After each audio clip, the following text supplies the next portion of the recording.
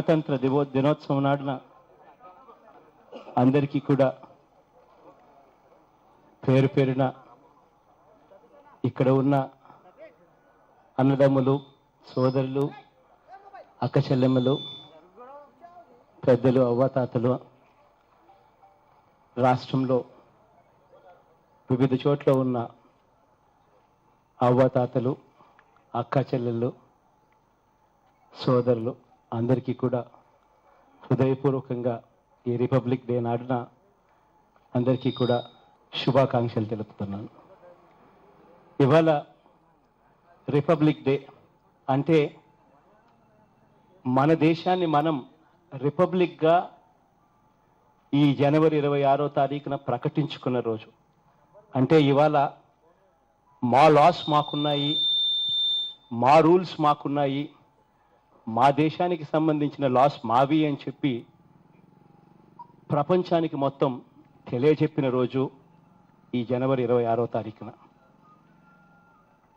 ఇటువంటి లాస్ను ఆ రోజు మనం చేసుకున్నప్పటికీ, ఆ రోజు అంబేద్కర్ గారు కాన్స్టిట్యూషన్ రచించినప్పటికీ, అంబేద్కర్ గారి స్ఫూర్తిని ఇంకా లాస్ రూపకంలో ఇంకా ఆ స్ఫూర్తి నీరుగారుతా ఉన్న పరిస్థితిని చూసినప్పుడు బాధ అనిపిస్తుంది.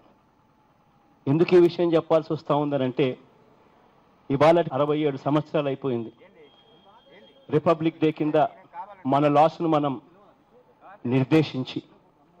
67 సంవత్సరాలు అయిపోయిన తర్వాత కూడా ఇవాళకి కూడా దళిత క్రైస్తవులను కేవలం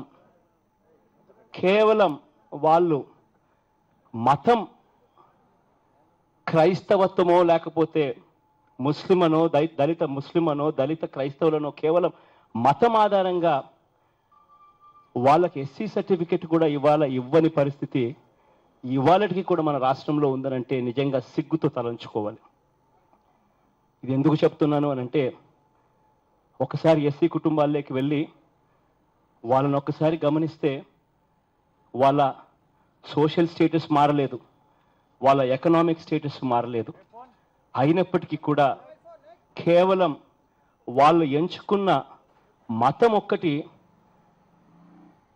వేరే మతం కాబట్టి వాళ్ళకి ఎస్సీ సర్టిఫికెట్ మేము ఇవ్వము అని చెప్పి ఇవాళకి 67 సంవత్సరాలుగా వాళ్ళు పోరాటం చేస్తూ ఉన్నా కూడా, ఎన్నో సందర్భాల్లో చెప్తా ఉన్నా, ఎన్నో సందర్భాల్లో గట్టిగా అడుగుతా ఉన్నా, ఎన్నో సందర్భాల్లో గట్టిగా నిలదీస్తా ఉన్నా ఇంతవరకు కూడా పట్టించుకోని పరిస్థితి. అందుకే చెప్తా ఉన్నా, ఆ అంబేద్కర్ గారి స్ఫూర్తి ఇంకా రావాలి. రాబోయే రోజుల్లో కనీసం ఈ వ్యవస్థ మారుతుందని ఆశిస్తున్నాం. ఈ వ్యవస్థ మార్చేదానికోసం మేము వైఎస్ఆర్ కాంగ్రెస్ పార్టీ ఎప్పుడు కూడా ముందుంటామని చెప్పి కూడా గట్టిగా కూడా ఇవాళ చెప్తా ఉన్నా. Thank you.